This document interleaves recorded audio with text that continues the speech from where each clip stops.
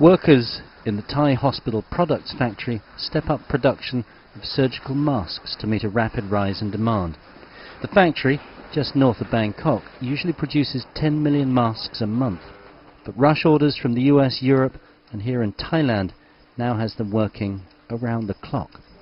The reason is the novel coronavirus outbreak.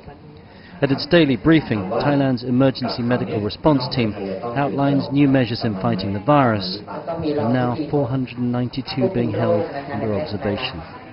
While the number of confirmed cases remains only 25, those suspected of infection has risen sharply day by day. That's one of the reasons why the World Health Organization has declared this a global health emergency. But despite the number of infections, the WHO is confident Thailand has the resources to handle a pandemic if it happens. Thailand has a very extensive network of rapid response teams, really from the national level right down to district level. I think there's over 1,000 rapid response teams altogether. So these are people who are trained and well equipped to undertake the contact tracing.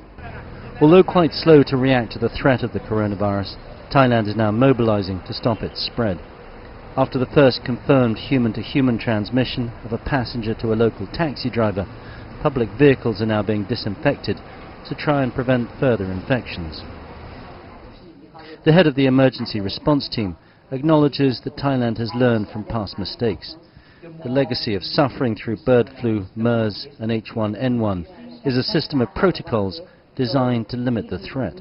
So the most important thing that early detection, early diagnosis, early treatment and early containment is an important thing for us now.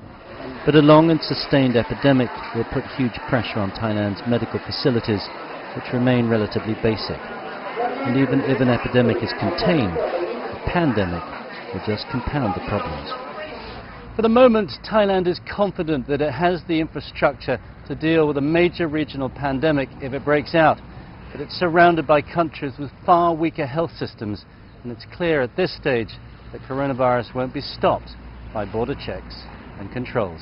Tony Cheng, CGTN, Bangkok.